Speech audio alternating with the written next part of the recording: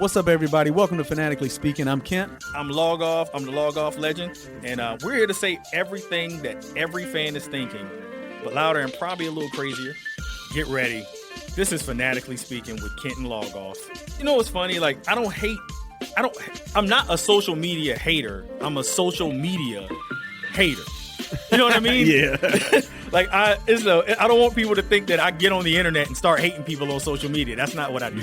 The first half was absolutely horrible. You know, just inept offense, inept defense, special teams, you name it. I'm going to turn into Oprah. Why were you so angry? He sucks this season. This game, whatever's going on, right? And the very next pitch, guess what they do? They double homer, and he's like, "Told you, Dad. Why are you always knocking down people?" You got the highs and the lows. Yeah, so I do that. You need the highs and the lows, and so I do that. Yeah, but I'm trying to be the voice of reason here. I am what I am.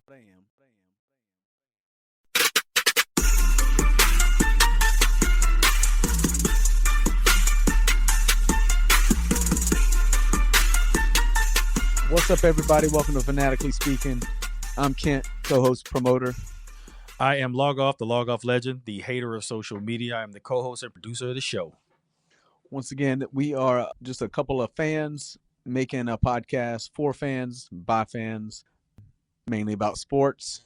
And today's topic is we're going to get into the NFL.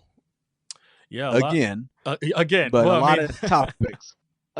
Again, it's going on. So, I mean, the NFL season's going on, but there's a lot of topics here about mid-season, just about. So, just kind of hit that mid-season point and have some, who's real, who's not real, predictions from this point, and other storylines going on in the NFL. Yeah, like a mid-season review, if you will. I think that's how we have it worded. So, yeah, just kind of going over the teams, looking at the tops of the division. I kind of wanted to let you start off because, my position on this is a little awkward. So I'm just kind of curious, just kind of what you got on this. I'll go ahead and let you cook. All right. Yeah. So as just looking at the teams right now, I'm just going to go by surprises.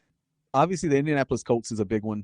You know, I don't think anybody had that on their bingo card. Daniel Jones performing very well. The Colts, the top team right now, or one of the, in AFC. Yeah, I don't think we expected that. Texans are kind of middle of the road, up and down, but they're not showing me anything, even though I had high hopes for them this season. Let's see. The Dolphins are a train wreck. The Titans are trash. The Jets are trash. Even their owner thinks so. Well, at least the owner, Woody Johnson, thinks their quarterback is trash. Let's see. NFC, again, we go back to these quarterbacks performing well who we probably gave up on. So the 49ers, a lot of injuries on that team, but yet still holding their own at this point. And at quarterback, Mac Jones, in place of Brock Purdy, has played really well, which is surprising. Sam Darnold in Seattle playing well. I still don't have hope for him in the playoffs, but again, that team is put together pretty well. A newer head coach. Let's see. The Panthers being over, just being over 500 any point in the season. Let's see. The Saints, of all the teams that are bad in the NFL or have bad records, the Saints, I feel like, are in every game. No matter what the score, they try hard, they play hard. Maybe it's because Kellen Moore won a Super Bowl with the Eagles. I don't know. But I feel like they're doing a pretty good job, and I don't think a lot was expected of them. They got rid of Derek Carr and made him retire, even though he's not really retired apparently. They're in every game. I feel out watching them play or seeing their game than, watching the Arizona blow leads or, coaches pushing players, things like that. You know what I mean? Outside of injuries, some teams are just not good. And that's like the Dolphins, the Jets, the Titans. The Browns are never going to be, they're never good. They couldn't make up their mind on quarterback. The Raiders are not good. I won't do predictions yet from this point forward. Now, we can change our picks for the Super Bowl. And obviously I already said I'm going to have to change my pick.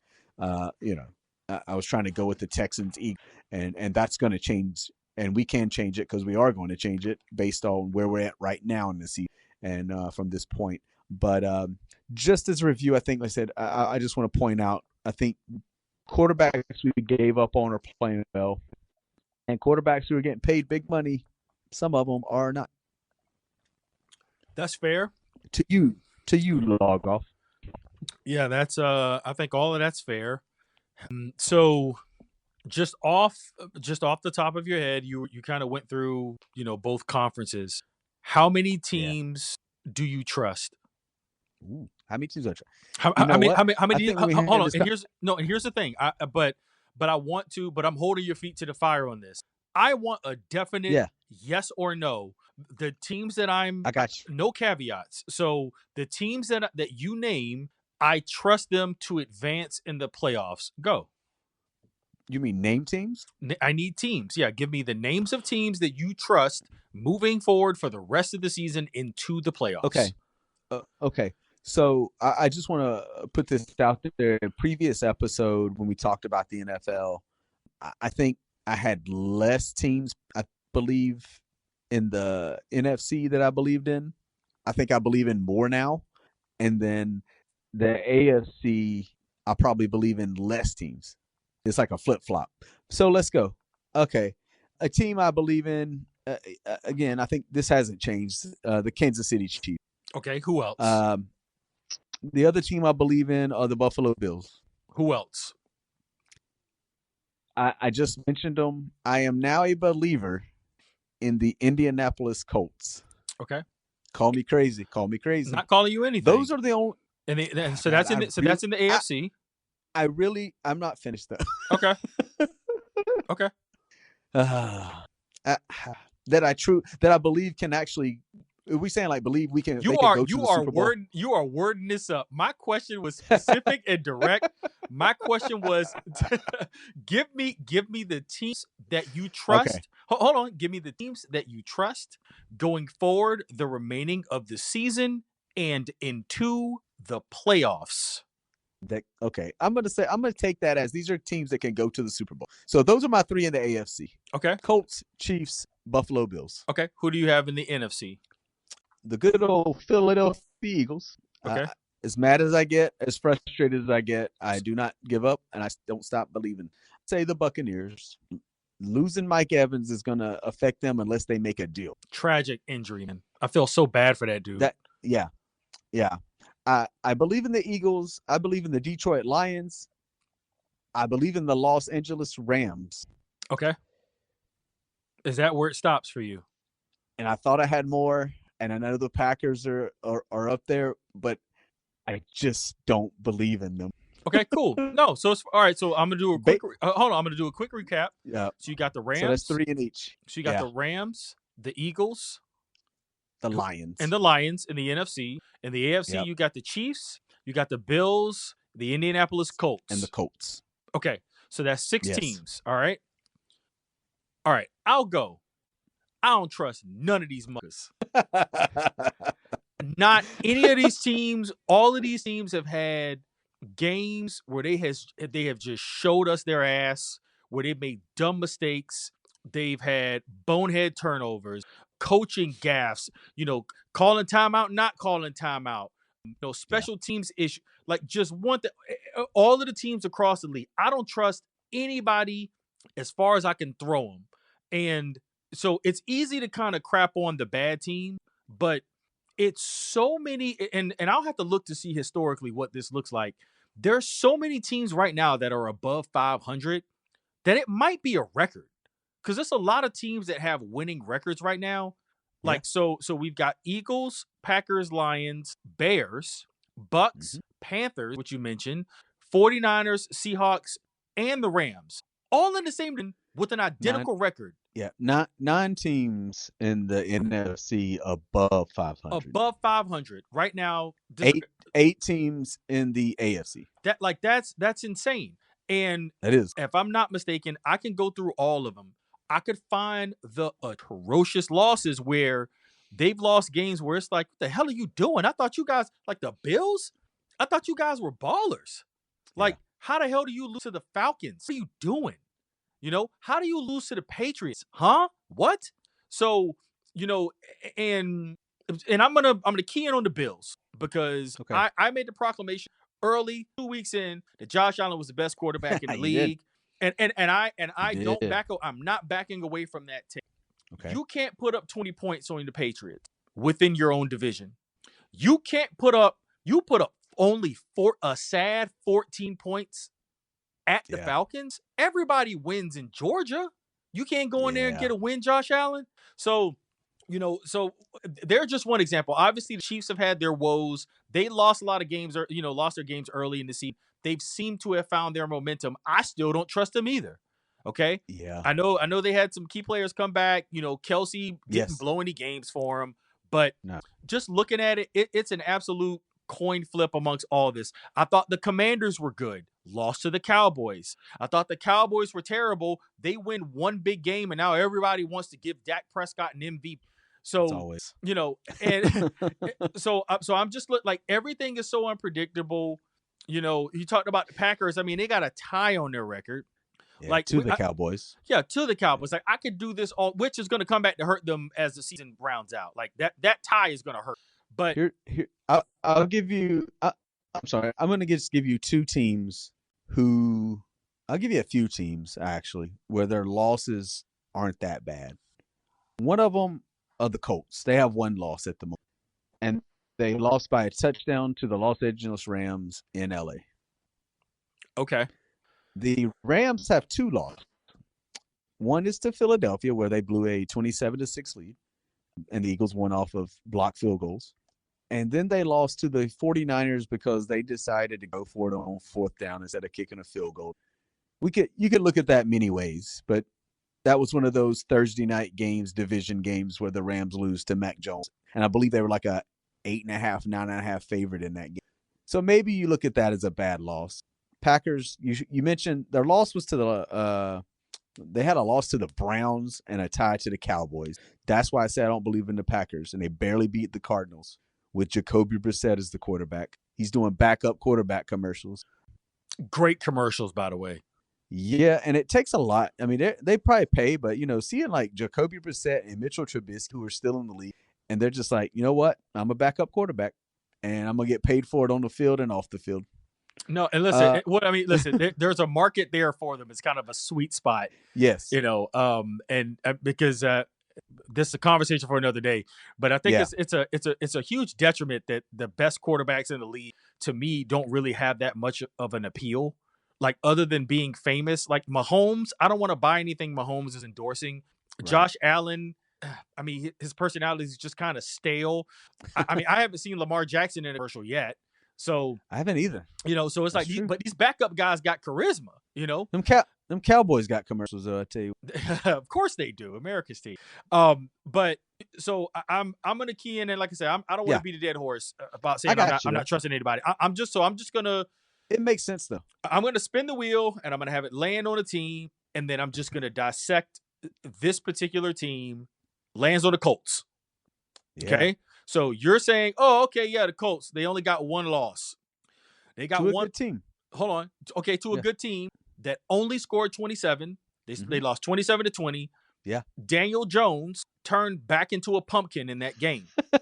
All right. 24 for 33, not bad. 262 yards, cool. Some of that was probably in garbage time, just racking up stats. But he had one touchdown, 2 picks. Yeah. He's absolutely capable of doing that again. For sure. So that's what I mean. I just don't trust him. The team is great around him, but that's who everybody's looking at. Mr. Indiana Jones. I may regret saying I believe in them, but there's just something about the team. I don't know. Okay, look, and like I said, I mean, it's not a bad pick. Like they're I'm not like they're formidable. They are a formidable team. Again, but they're just one. Go ahead. No, go ahead. You go ahead. No, I was just saying they're just one of the teams that I got in the 6 that I picked to say I believe in these 6. Okay. All right. No, and that's fair. I mean, and maybe that's you kind of taking, I don't know, maybe taking, a shot in the dark, right? Just taking a swing. For the wild card. Yeah. So, but I know that, Daniel Jones doesn't have a lot of postseason success. He's played in 2 games and he wasn't great in either of those games. Yeah, like his combined stats for both of those games should be the equivalent of one good game by a good quarterback. So I don't trust that guy. It's good for them, and good for him, because he'll get a contract because of this year. Again, he's definitely in that batch of guys we gave up on, but they're gonna have to win in the playoffs to prove us wrong. And it's a Sam Darnold, Mac Jones, Daniel Jones. Correct. Yeah, I'll give you that.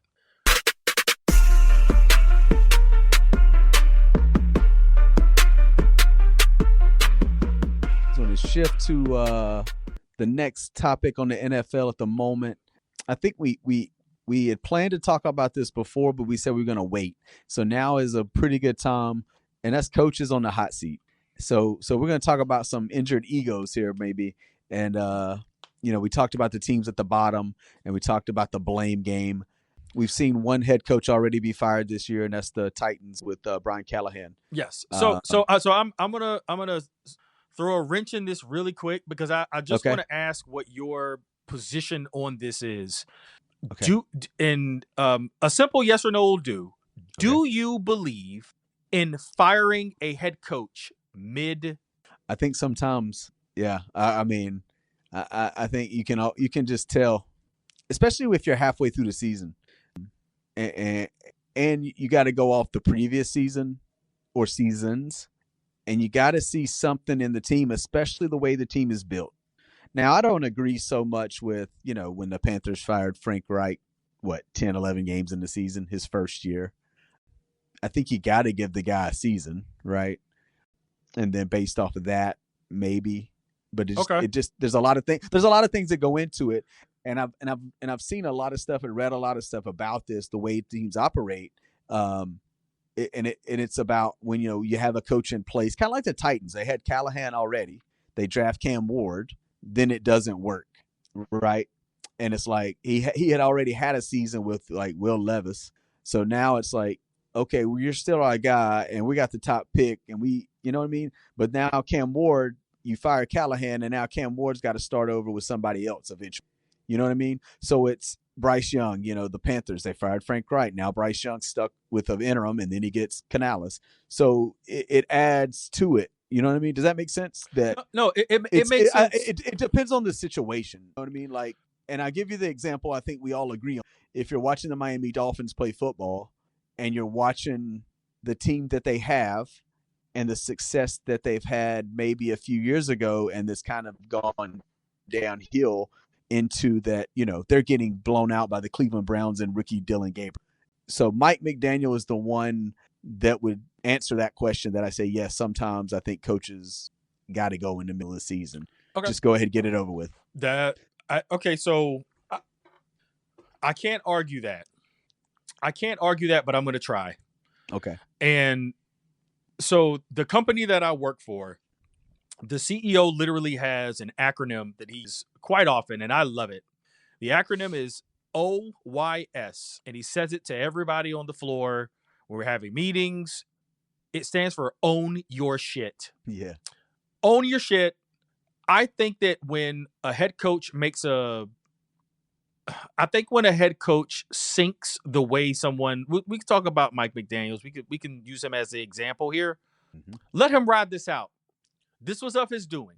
He helped build the roster. Tua's had great years playing up under Mike McDaniel. Yeah. The Tyreek Hill thing kind of fizzled out last year. We saw the stuff that he was doing this year, and then ultimately he got hurt. Yeah. But still got Jalen Waddle on that team, right? Yeah. I mean, they still got a team. Yeah, they got a pretty good defense. You have a professional football team. These NFL head coaches make a lot of money. I think this is kind of a perfect storm of three parts: impatient ownership, angry fan base, and poor production on the field. So it's kind of a perfect storm of everything, where, like you mentioned, like with the Panthers, I mean, Tepper will fire anybody, man. Tepper will get anybody out of here. He'll fire anybody in a heartbeat, and he doesn't care because he's got a ton of money. He'll pay you $50 million to leave, so you don't have to look at you. That's nothing to him. He has paid up to 4 coaches at one time. There you go. Yeah, and it doesn't matter to him. And coaches, their salaries and everything aren't as regulated as players. So there's no cap. He could pay $100 million in coaches' salaries, and it doesn't matter to him. He's worth billions. Yeah. So I think that's one side of it. Angry fan base, when you see the fan base kind of turn on a quarterback, we kind of saw it happen with Russell Wilson, where the fan base was like, yeah, let's get this guy out of here. Yeah. So those types of things are going to happen. But I personally, I would like to see these coaches just stick it out and finish your year. If you stink all year, too bad. You're running the show. You can't get all the credit when your team is great. And then when your team starts failing and losing and it's embarrassing, the Mike McDaniel, his whole energy shifts. Those press conferences, with his shades on and his hoodies. Oh yeah. And his long-winded answers and stuff, and and his listen. I think you should make that guy earn every dime, dude. You catch every flight, you go to every practice, and you know what? By the way, you still scout for next, even though you ain't gonna be here. Yeah. Hey, look, the trade deadline, make some moves. Try something, damn it. Like, you still got a job. And even if they get fired, they're getting paid. So the least they could do is still act like they try. Act like they care. Yeah. I mean, you make a great argument. But I can't, say that that's a bad take. I mean, that makes sense, right? I mean, that's to argue the other side. That's a great take. I just want to point, I saw this week, so I have to mention it since we're just talking about the Dolphins at the moment. Here's who has been on the Dolphins coaching staff at some point, and they let them walk. 2 of them have been the interim head coach for the Miami Dolphins. First is Ben Johnson, current head coach of the Chicago Bears. Okay. Dan Quinn, current coach of the Washington Commanders. Mm-hmm. The next 2 were at one point interim head coaches in Miami. Todd Bowles, current Tampa Bay Buccaneers head coach. Bucks, yep. And Dan Campbell. In Detroit. Yes. Yeah. Now, hold on. Now, when the Dan Campbell one is interesting. He was incredibly green. Yes. He was talking about biting kneecaps off and shit in the press conferences and stuff. Like, he was a crazy person. Yeah. It was very, very early for him. And maybe if he would have stuck around, I think that, I'll put it like this. Let's just say that if you put Dan Campbell in a room and Mike McDaniel in a room, Mike McDaniel is the guy that you expect to fix your internet connection, and Dan Campbell is the guy who's going to install your new toilet. So they are totally different at different ends of the spectrum. But now, no, they had him in house, but that kind of lends to my point. They let them go really early. Yeah, I mean, 2 were interims. They just said, "Hey, you did a great job." But at the time, I didn't get into much detail there, but but yeah, I mean, and it's a combination, right? Like you said, you're gonna get the blame when you're losing. You get all the praise and the credit when you're winning. Yeah, but it also depends on your quarterback, your team. But I feel like the Dolphins have a good team, but they made the decision to pay 2. Hold on. Hold on. I'm not giving you that. Listen, Mike McDaniels was an offensive genius. Remember? Yeah. Oh yeah. Oh, he's gonna scheme his way to a chip. So that's what I mean. Like, we can't. So it's like, so what happened? Like, what went wrong? Yeah. Is your team just bad? Do you just not have the talent? They want to talk about culture and accountability and all of this kind of stuff. But like, at the end of the day, you're not winning games. They've been close in some games. Some games they've got the doors blown off. Yeah. But, go ahead. I'm sorry. Go ahead. No, I was just saying, like, what I look at is, like I talked about before, is the team putting in effort, and what kind of roster do you have? So with the Dolphins, and I'm going to get into a few of these teams, Mike McDaniel, it just looks like he's lost the team, right? They look like they're not trying. He doesn't look like he's trying. He looks frustrated. He looks disconnected from the team. You got Tua making press conferences, and then he apologizes for saying things in the press conference about the team. It's a mess in Miami. And again, I point out the Saints. Kellen Moore, first year, not a great record, but they play hard, and they're in games. And that's all you can ask for. And also with Spencer Rattler as your quarterback. The Jets, Aaron Glenn doesn't seem to be making really good decisions coaching and things like that. He's supposed to know defense, and the same defense that Robert Saleh had playing great, Aaron Glenn, they don't play so great. They also, again, I brought up Woody Johnson. He don't want to blame Aaron Glenn, but he's going to blame Justin Fields. Quarterback play has to do with their problems, but they're just not a good football team, and they don't look like a well-coached football team. Not that Aaron Glenn should lose his job. I'm just saying he's going to have to improve next year if he's still there. Just like Callahan got it in Tennessee. Wasn't showing improvement, making really bonehead decisions coaching. It's different being the guy, right? It's not like being a coordinator. Not everybody's made to be a head coach, And while that's fair, all of that is fair, at the end of the day, Gannon. You can't lose and push players, right? Yeah, but you've got the job already. You're the person that's responsible. It all falls on you, CEO. Go out there and do your job, man. Like, even if you're losing, go out there and lose with some grace. Go out there and lose with some class. And, hey, maybe you don't make it back the next season. That's fine. But I just don't like guys being bailed out. Now, there is an upside because interim coaches get a chance to. But, you mentioned interim coaches get a chance to coach when someone gets let go. But the downside to that is we know that interim coach is gone after the end of that year anyway. So he gets, it's 5-6 games or whatever. Most of the time. But I mean, it's very rare. If I was an interim coach, I'd be like, y'all gonna have to sign me for this and for the rest of this season and next season. Just sign me to a deal. If you want me, give me the job. And actually give me an opportunity to build a resume. So, but other than that, let Mike McDaniel wear all these losses on his record. Don't put them on me. Don't give me a bad team to inherit. I'm gonna do this real quick. Let's just do this. Right? Every year, coaches get fired, at least a handful. So what 5 teams do we think are gonna fire their head coach? And we'll count the Titans as one of that 5 that already happened. So we just need 4 more teams who we believe at the end of the year will make a coaching change. Okay. Okay. Mike McDaniel with a bullet. Yeah. So 3 more left. I'm gonna say Jonathan Gannon. Okay, hold on. I'm thinking. I'll agree, Jonathan Gannon. That's 2. I am going, and it's gonna hurt, man, because I really like him, and I think he's got a shot to be a good coach. Aaron Glenn is gone for the Jets. You think it's over for him, man? And I really want to see that dude do well, man. But yeah, it's one and done. It's a wrap for him. That's 3. I got another one that. Okay. I got a 4th one. I'm curious what so we've already got 4 already. So this will technically be the 5th one. We need one more, and I'm trying to choose between the Giants and Brian Daboll and the Raiders and Pete Carroll. Wow.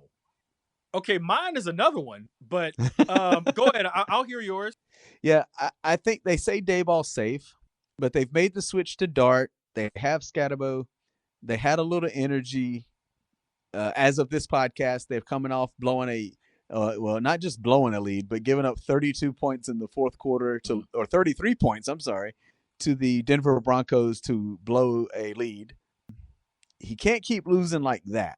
I know they beat Philadelphia, and I know bad audio saved everybody from my rant. And then Pete Carroll, I mean, he's 74. And I heard a good take on this was like, they're rebuilding, but they're still trying to win. He ain't got that much time. So, what are we doing? Like, Geno Smith is not the answer. I think his days are done. He turns the ball over more than anybody in the league. Yeah, Tom Brady eventually, is going to get over there in that coaching box and, and tell them they got to make a change, man. They can't. They suck. Yeah. They suck something awful. They're bad. Like I want to say Stefanski in Cleveland. Okay, damn it, you stole mine. Yeah, Stefanski, fuck out of here. He's done. It's over. Gone. But they don't have a solid quarterback. So you got to look at the GM and say, what are we doing? No. We paid 6 quarterbacks this year. Hold on. We're not gonna do this where we bail them out. Stefanski had say. Stefanski. I mean, their quarterback situation, he absolutely played a part in. Okay? You've got hold on. You've absolutely played a part in. Yeah. Think about what's taken place with the Cleveland Browns. 3 quarterbacks, one of them Shedeur Sanders, who doesn't even play. He's not even getting reps in practice. The other one you just traded, and he just beat Aaron Rodgers on a primetime night game in front of everybody. You traded him within the division. As Mike Tomlin said, you traded him to another team in the division that needed a quarterback. And he was your starter. He was your opening day starter, and you felt the need to trade him to another team in the division. And we're not even halfway through the season. He's played 2 weeks with the Bengals. There you go. That is the level of ineptitude that the Browns have. Kevin Stefanski has to go. And I'm going to defend. I'm going to defend Pete Carroll. I'm going to defend Pete Carroll here. You say he's 73 years old? Yeah, 74, 73, 99, 95. Okay, hold on. No. You can. I'll give you all those numbers. He's an octogenarian. I'll give you that. He's an old guy. And I like Pete Carroll. I like Pete Carroll too, but I'll tell you this: you ain't never met a more vibrant, energized old man ever. No, and that roster is not good. Exactly. And we know he's a good coach. Like, we know that he can put things together. I don't think his age plays a role other than maybe his health taking a bad turn and now you're kind of stuck. So but I don't think that's a reason to fire him. For me, I keep him and allow him and let him build my team. We know he can build a team. Yeah. Let him build the team. But Stefanski, dude, you got to go. And it's kind of and it kind of bothers me that it took until the last person on that list for us to get to him, because he should have been right behind Mike McDaniel. He's up there. He is definitely up there. Yeah, yep. He's got to. I'm not mad at that.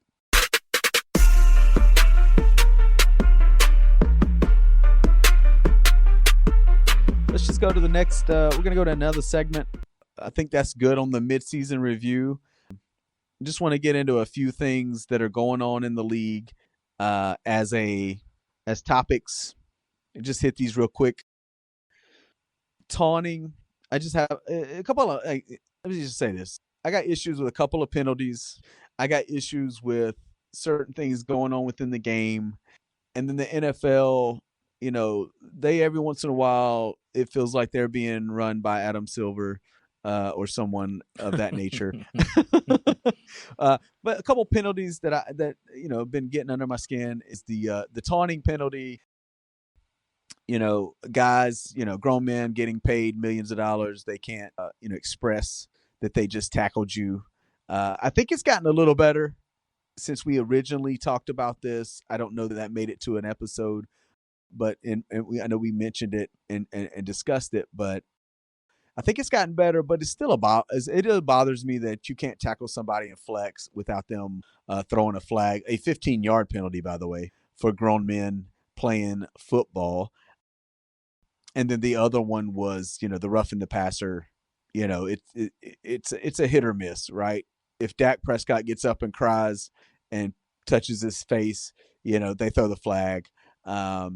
I've seen a few on Dak this year. And the only reason I have seen the games for the Cowboys is because, guess what? Every week it's the game of the week on Fox. They force your eyes open with, what is it, Bird Box? Bird Box. Watch the Cowboys no matter what. But those two penalties bother me, even though we're going to get, later we will discuss penalties as well. But those two right now are just the big ones that it's, again, if your finger brushes the quarterback's head, they say you hit him in the head. I mean, I don't know, man. I get it if you lower your helmet into their helmet or something. You hit him 5 seconds after he's thrown the pass. But some of these penalties are just crazy, and it's a bailout. So I'll start with the taunting. My only issue with the taunting is that it's inconsistent. The rule is the rule. The guys know the rules. Follow the rules. Don't commit a stupid penalty that costs your team 15 yards. It's that simple. You talk about these guys making a lot of money to play these positions. It's hard to be a defensive player in the league right now. I understand that. Extremely hard. You made a big play, dude. You're going to make 4 or 5 of those big plays in a game. Control yourself. Especially if you know you're going to do it directly in front of a ref. they're going to call it on you. It's going to cost your team 15 yards, and everybody on the sideline is going to be pissed at you because it's, I understand letting the emotions kind of take the lead, but the taunting only applies to specific things. So it's not that you can't go out there and, and kind of, flex a little bit and, show yourself, but it's specific things that you can't do. You can't hover and stand over someone. No. You can't put your hands on people. You can't put your hands in people's faces. Like it's basic, decorum. And these guys know the rules. It's an unsportsmanlike conduct penalty. It's an equivalent. So, but my only thing is, again, I just want it to be consistent. If you're going to call it every time. Don't allow one guy to get away with it on the offensive side but call it on a defensive guy when he gets a stop on the next. Just be consistent with it. That's all I'm asking. Yeah, because as you mentioned, defense, it's very hard to play defense. So, I mean, with the way they call it sometimes on these defensive players, I mean, offense would get it just for pointing first down, right? And actually, we you know what I mean? I mean, I'm just saying, like, Cam Newton used to have some good ones. If it's a the lot same of guys, thing, they have some good first down pointing. I think it's like, I think it was Puka Nacua, maybe. I don't know if he did like double guns and then pointed, and they were like, yeah, you can't do that. But there's a line, and they know it. But lately, though, as watching, it seems like it's gotten better. I think they were really tough on it early to try to establish the rule. And I think maybe they've lightened up a little. Yeah, and like I said, I'm not as upset about taunting penalties because my thing is these guys, they know what it is. And what I love is when they taunt, get called for it, and then they're shocked. They're pearl clutching. Yeah, it's like, dude, you're 6'3", 225 with 3% body fat, and you're shocked that ref called, and you're grabbing the side of your head like, oh my God, I can't believe he called that. You know what you can and can't do, dude. If it's in the heat of the moment, I'll let it ride. But these choreographed taunts that you're being upset that are being called, like it just accentuates that you might be a dumbass. When it comes to roughing the passer, though, I understand why the rule is there. What I think to kind of regulate that penalty being called, because it's such an impactful penalty that affects the game and its most important players being the quarterback, I think it's something that should be subject to more review as opposed to just the one call that happens live on the field and maybe you miss something. I think that's something, if they want to protect quarterbacks, if they want to make sure that, that they aren't being assaulted, like you said, a late hit, something to that effect, then go ahead and treat it as such. Bring it in, say, hey, I want to make sure that Patrick Mahomes doesn't get rocked unnecessarily. That was a dirty shot. Yeah, he came in a little loaded. That was a dirty play. Yeah, he swiped over knowing that the ball was gone, hit him right in the face. Maybe he hits him in the eye. I just want them to take it more seriously. I feel like it's a little too willy-nilly when they call stuff and when they don't. And unfortunately, it just happens to be at pivotal points in a game where the quarterback just really needs a call and he just happens to get it.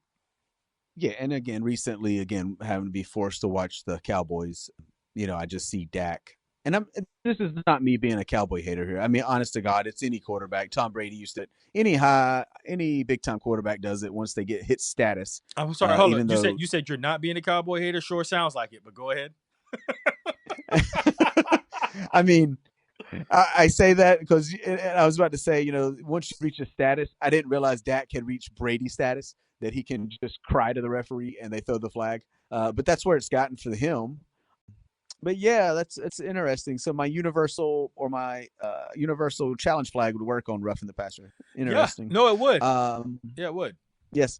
The other thing going on in games right now has been these ridiculously long field goals.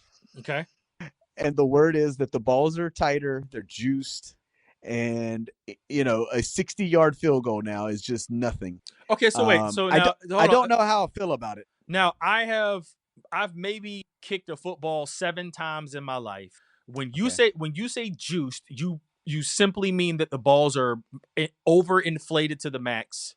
I don't know exactly. I mean, I heard Vic Fangio talking about it, but it's the equivalent of when baseball had juiced baseballs and they were just flying out of the park. And this was, I believe, after steroids. So it was like, hey, we made these guys stop taking steroids, so let's still have home runs. Everybody can kick a long field goal. So it's just kind of like, I don't know how I feel about it. I know they want more offense, which again is why the offense gets all the calls. Defense gets all the penalties. And now we've added this where, they can kick, damn near the entire football field for a field goal. Do you have, but what's the problem you have with that? I don't know. Because that's what I'm saying. Well, no, I mean, listen, everything's changing.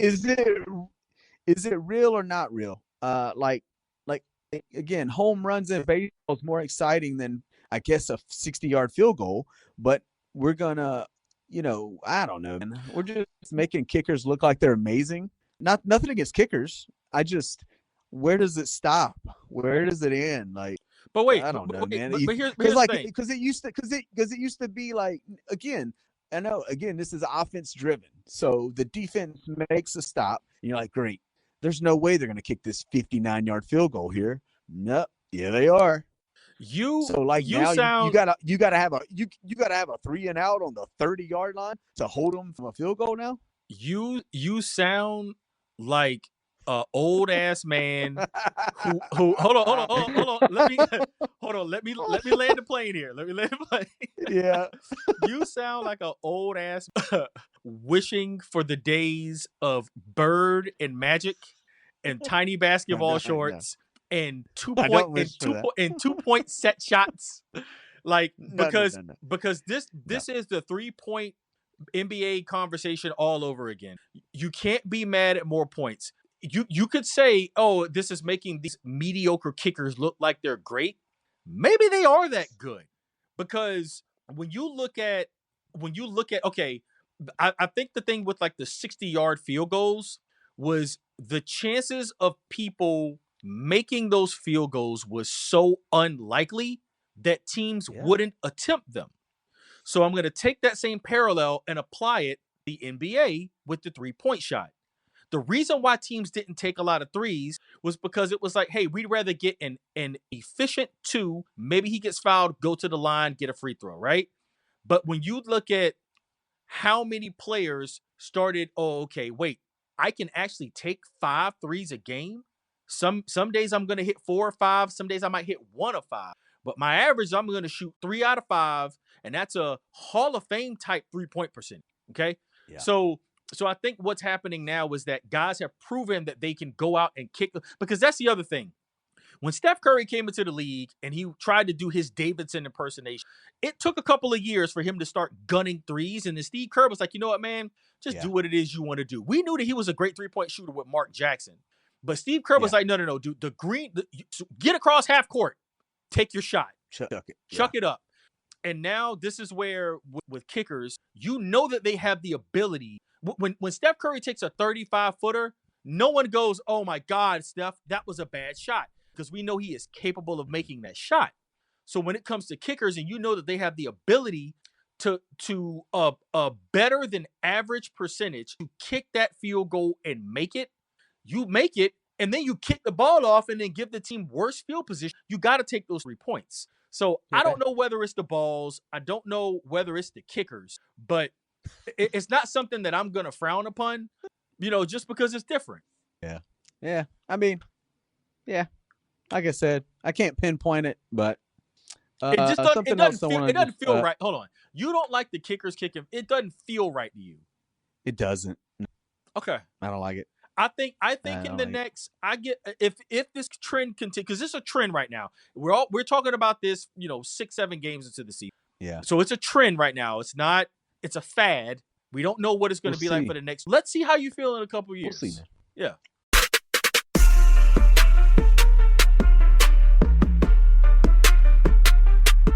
The other thing that got my attention, I'm going to go on another rant. The NFL I saw is looking to add at least 2 more international games next season. Here's my argument. For the fans of these teams in the city that they reside in, home teams are losing a home game. I don't care about the money they make. I don't care about the teams making the money. It's one less home game that a team gets to play, right?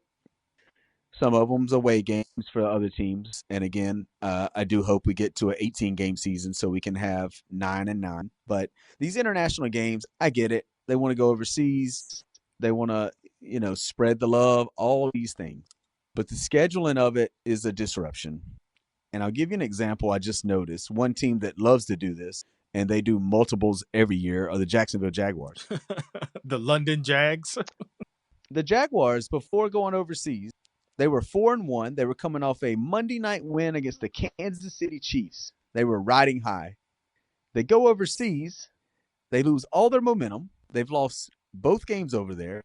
They lost an ugly game to the Denver Broncos, and then they got waxed by the Rams. I think it was a disruption of their momentum that they had, right? They were here. They were playing great.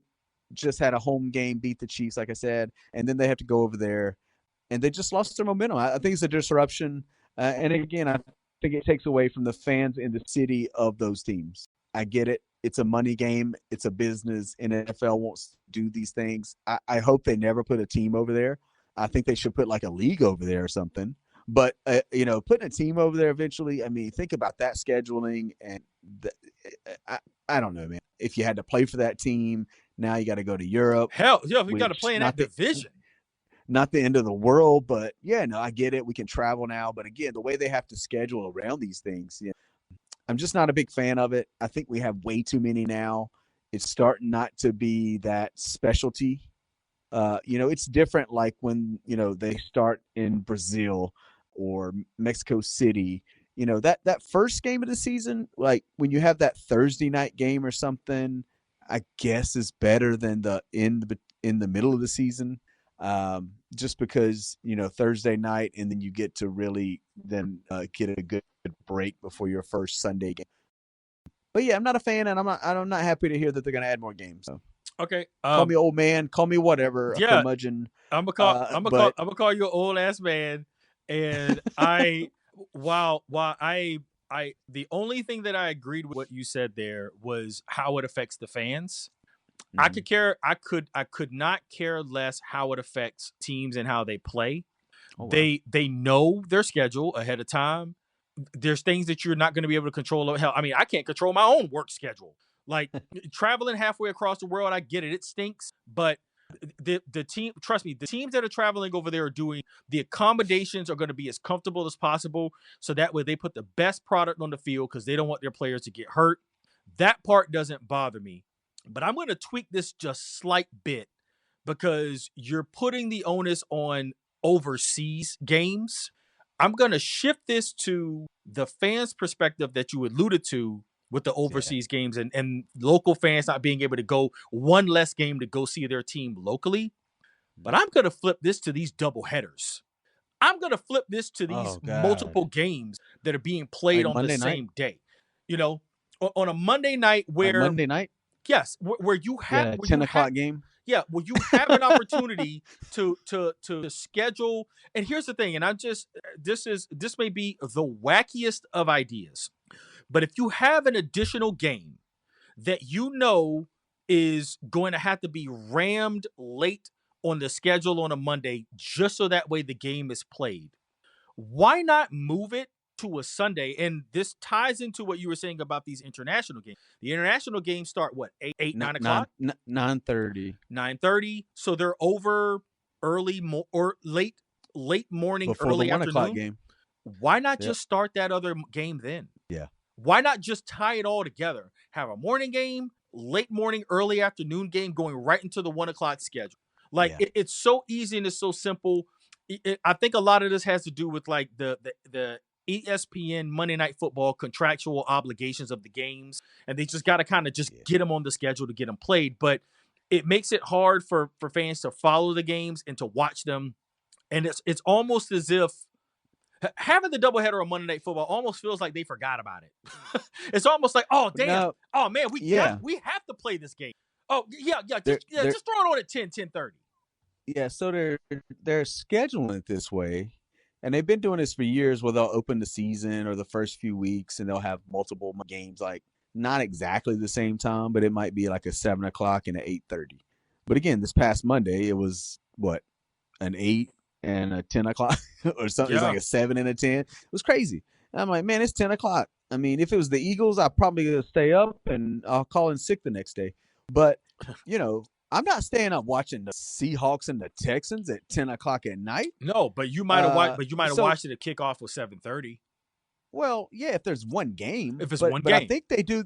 But I think they're doing this too because they get so many duds by having one game on a Monday. Now, I say that, but they only have one game on Thursday, and we get a lot of duds on Thursday. So, I'm with you. I'm glad you brought that up. That's another thing. I'm not a big fan of the doubleheaders on the. It's hard enough for me to try to watch wrestling and football. I think there's enough time on Sunday to be able to sandwich it in. Well, again, this is what we've done for years. One game on Monday, the other game can go on Sunday. It's okay. We don't have to watch the Cowboys. We could put another team on TV. But hold on, hold on. But that's a counterpoint though, because if you never know what a game's going to turn into. No, you never know if the Falcons are going to score 0 against the Panthers. You never know if a division opponent in the Las Vegas Raiders is going to drop a goose egg while playing the Chiefs. It's hard to tell. So it's like, so what do? You have interesting matchups, or you have big named teams. You mentioned the Chiefs, the Cowboys, the Eagles, the Steelers. You just throw them on and just kind of cross your fingers and hope. But at the end of the day, that's nothing that the NFL can control. It's out of their control. Yeah. Set your schedule, make it convenient to where people can actually watch it and enjoy it, and not looking at it. Those doubleheaders, man, was looked at as a burden. Fans, it was a burden for fans. It was a burden for media. They're like, damn, I've got to flip back and forth between these games. Like, what's going on? So, either you're flipping or, like you said, they're starting it at 10 o'clock at night. I mean, way that's too much. Insane. The other thing with we mentioned the fans losing a home game, and it's only one, right? But what if you're a season ticket holder? It's like you're paying for seasons. That's a good question, because my thing is like, if it, I don't know how that's factored in. My guess is that your season tickets. But if I pay season, go ahead. No. My guess is that if your season tickets will be tickets for the games played at that stadium. True, but I would say you're losing a game. You're losing a game, and maybe that's maybe they got it worked out. No big deal. I would still, if I was in Philadelphia, I would have season tickets to the Eagles, and I wouldn't care.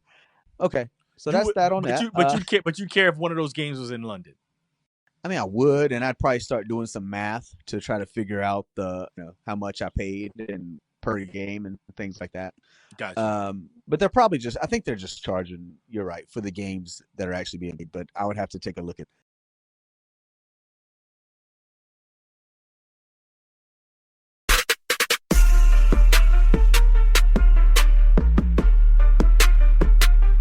All right, so fun random topic.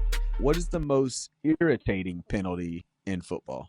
Okay, so not necessarily a penalty that like you don't like. Like we talked about taunting, and it's just like it's irritating. And I got one, and I got a reason why every time it's called.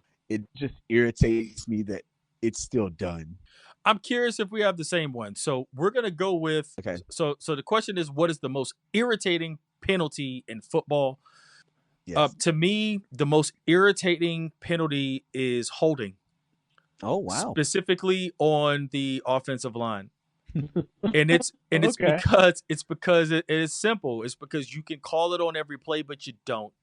It's because you can make an argument to justify it being called in so many different situations on any play. I mean, hell, I'll tell you like this. I know it occurs. Have you ever seen a holding penalty called on a field goal? It absolutely happens, but they don't call it. Very, rarely, if ever. Rarely, if ever. So for me, like, it's irritating where it's like, damn, like that was a great run. And this is, and I'm wanting to make this clear. I'm not talking about like a holding, like a holding penalty on a DB, on a receiver trying to break free on a route. Those are just a little too obvious. No. Like they call some of those as holding. Like technically it's more pass interference. I'm talking about on the line, guys On the jockeying line. for position to open up holes for running backs, for running quarterbacks, for run design plays, and then the ref throws a flag, and you realize that 27-yard run has to come back. Irritating as hell. That is not mine. Mine's going to be from a different angle, different point of view. It is the block in the back.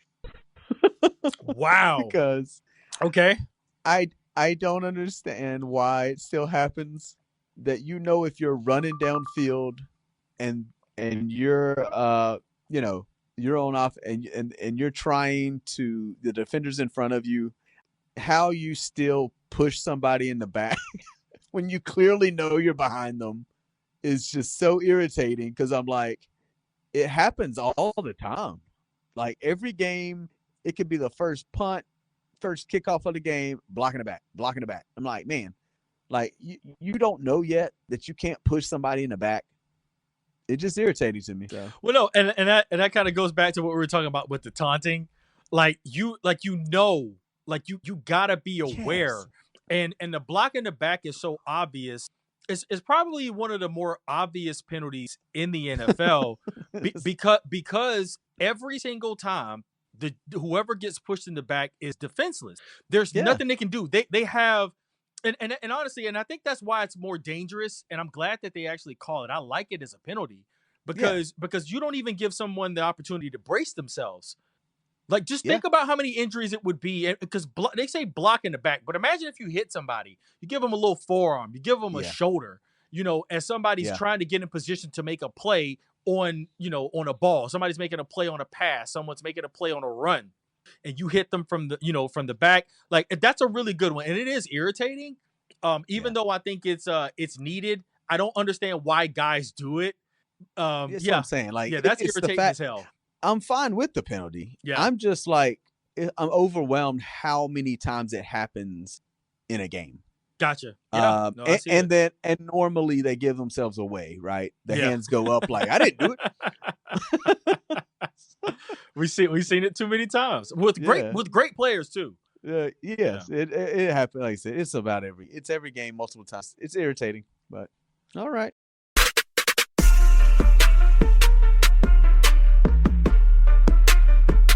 All right, everybody, that's another episode of Fanatically Speaking. Once again, I am Logoff Legend, the hater of social media. I am the co-host and producer of the show. And I'm Kent, co-host and promoter of the show. Please remember to like, share, download, rate, review, send us comments, send us messages, ideas, whatever. We take criticism, we take advice, we take requests. And don't forget that we, keep up with the episodes that are coming up or out there, on TikTok, IG, YouTube, Facebook. And then, of course, we are on all podcast outlets. All podcast outlets, iTunes, Spotify, iHeartRadio. So, you can listen to us anywhere. Please share it with anyone that you know. And keep in mind that this is a podcast by fans, for fans, just give you a fan's perspective on things. I've never had an NFL or an NBA contract. It's funny. I was just thinking about this the other day. Have you heard of Micah Parsons' podcast anytime soon? Like anytime recently since he went to Green Bay? Nope. Interesting. So it's like, if you want to listen to famous people talk about their job, that's fine. But if you want to get a fan's point of view, argue with us. If you got a disagreement with the take that we have, send it to us. And chances are it'll make it to the show. We'll have some fun with it. But no, that's all I got. Just make sure to spread the word. And we absolutely love the fan engagement. Do you have anything else, Kent? Like I said, just be on the lookout for future episodes and go back, listen to episodes you haven't listened. Just check us out and let's keep growing. Yeah, absolutely. Let's do it. And I'll go ahead and kill it off now.